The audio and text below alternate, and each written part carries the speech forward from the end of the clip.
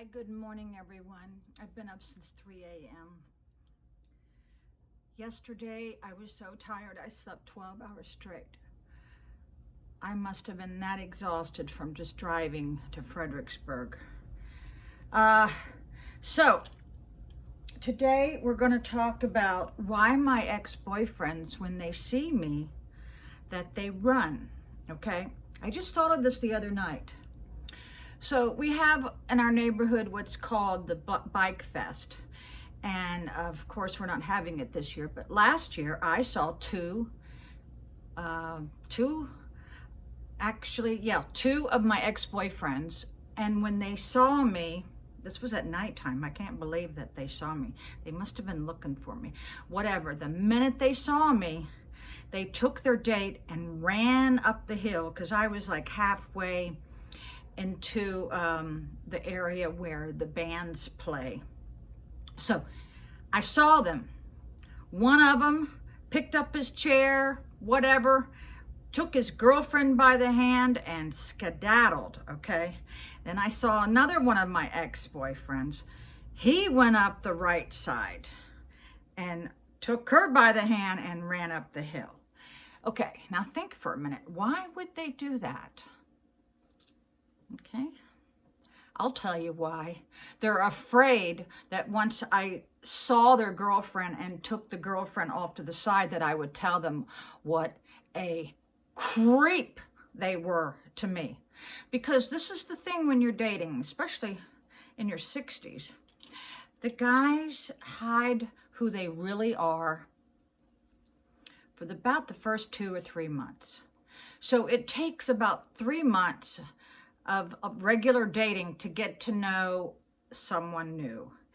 And so when I found out what the guy was all about and that his intentions were not honorable, I left the relationship. So that is why my ex-boyfriends skedaddle, okay? But this is what I've also learned. When you are getting out of a relationship,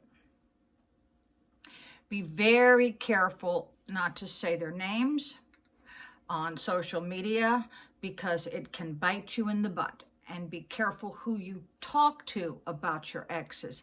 I don't give names. I never have and I never will. But this is a message to you guys and girls. Before you make any rash decisions, at least date 3 months, okay?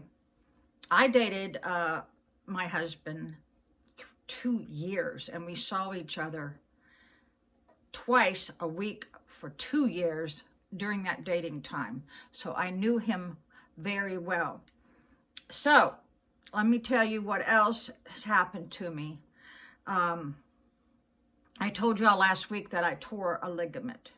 And when I come home from work, I immediately go and lay down and rest it. And I put a pillow underneath my knees.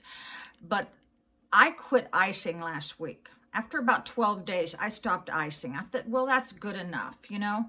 But this surgery is totally different than the last one.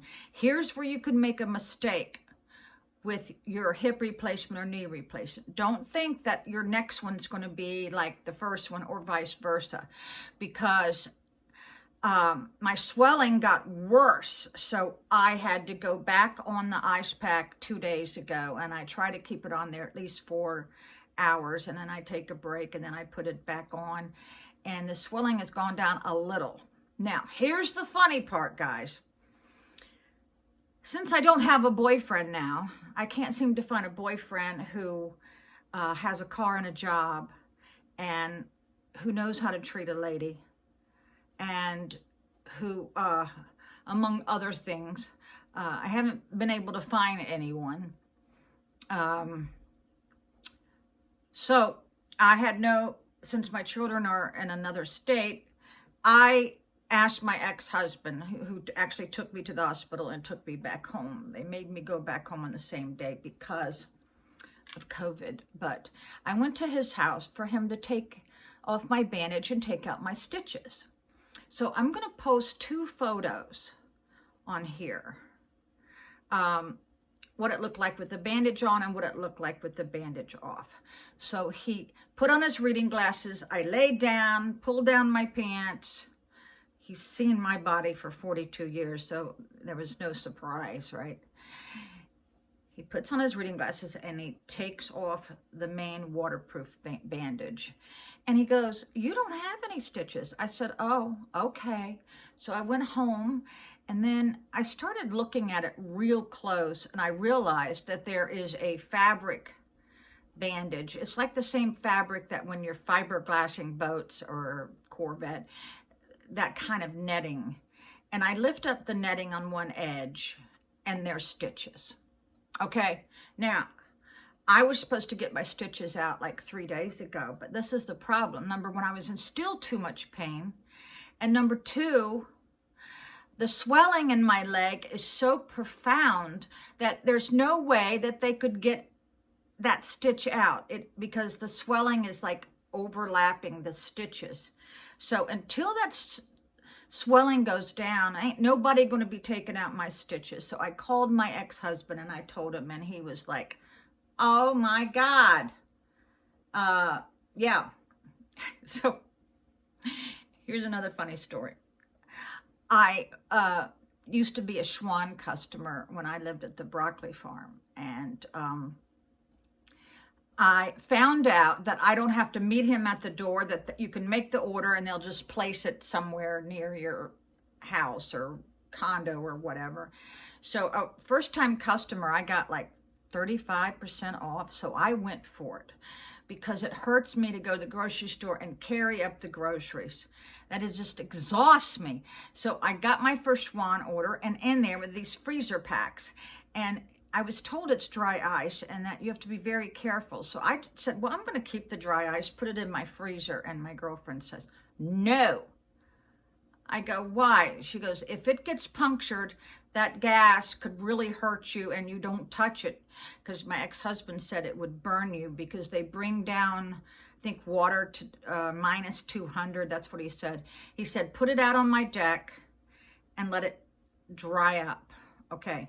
So here's what I'm afraid of. You all know I've got a raccoon that visits me every night. So I took away his food source, which was the bird seed. And I put the 3 packs on this little table. Now here's what I'm afraid of. I'm afraid they might bite into it and then the raccoon will die.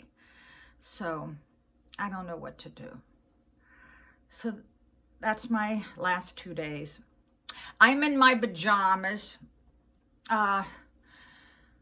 So pray for me. I got to go to work for 5 days straight. If you don't hear from me, it's because I'm in the bed resting. All right. Bye, everyone, and thanks for watching. Bye.